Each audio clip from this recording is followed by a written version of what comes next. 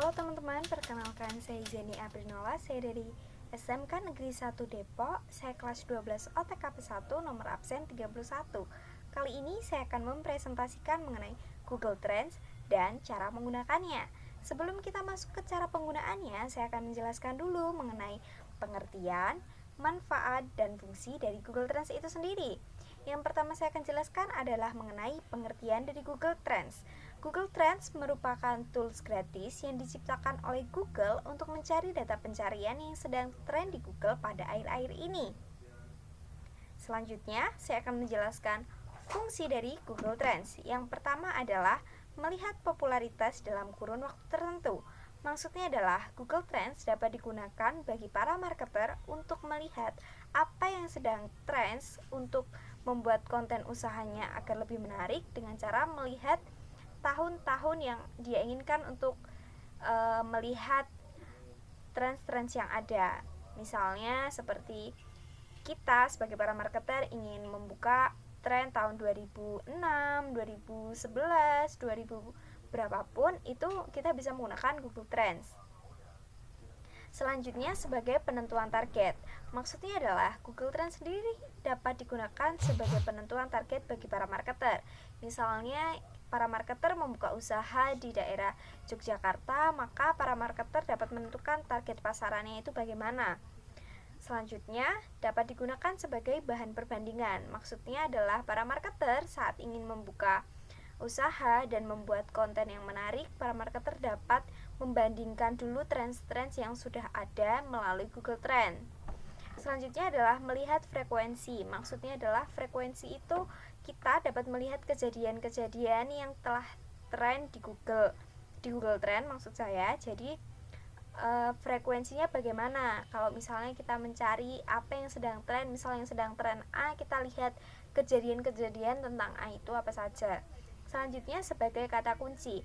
Berbeda dengan Google biasa, Google Trends ini dapat melakukan pencarian hanya dengan memasukkan kata kuncinya saja.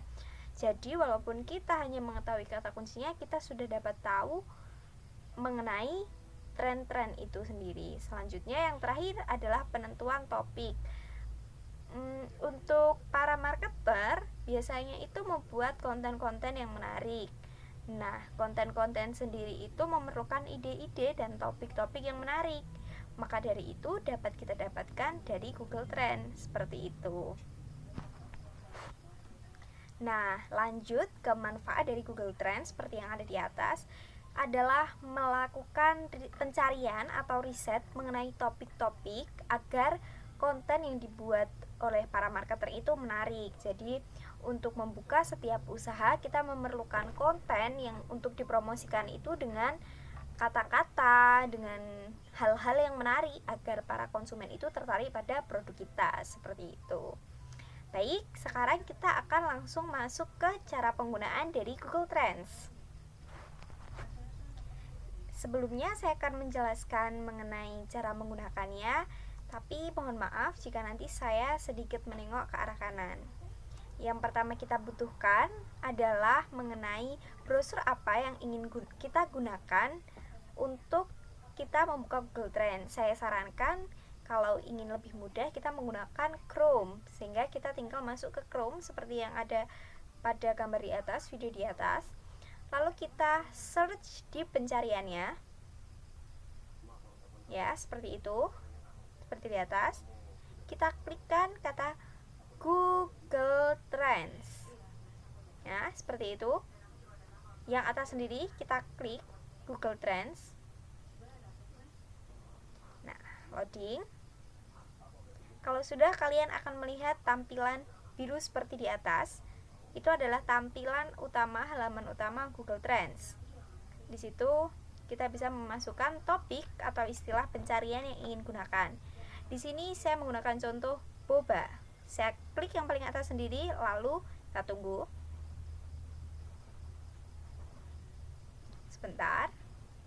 Ya, di situ ada kata penelusurannya adalah boba, ya, dengan ditandai warna biru. Di situ ada Indonesia, itu wilayahnya, waktunya 12 bulan terakhir, kategorinya apa, dan masuk ke penelusuran web atau dan sebagainya. Kita bisa turunkan, di situ ada minat pemakaiannya, minat pencarian, mohon maaf. Lalu ke bawah minat menurut sub wilayah yang mencari kata kunci dengan boba. Nah, di sub wilayah itu kita bisa mengganti juga dengan kota seperti gambar di atas. Berbeda ya sub wilayah dengan kota. Lalu kita turun lagi ke bawah, kita melihat topik terkait dan query terkait. Topik terkait itu mengenai misalkan boba, yang terkait dengan boba itu seperti apa, misalnya itu ada kopi dalgona, kopi susu. Sedangkan kalau yang query terkait itu mengenai kata kuncinya, misalnya mencari tidak hanya boba, misalkan mencari minuman boba, resep boba, seperti itu. Selanjutnya yang di atas tadi yang Indonesia bisa diganti wilayahnya, waktunya juga bisa diganti, kategorinya juga bisa diganti mau mengenai apa, dan yang terakhir penelusuran webnya juga bisa diganti mengenai apa yang kalian butuhkan, seperti itu. Di sini saya langsung cara menggunakannya untuk pembandingan.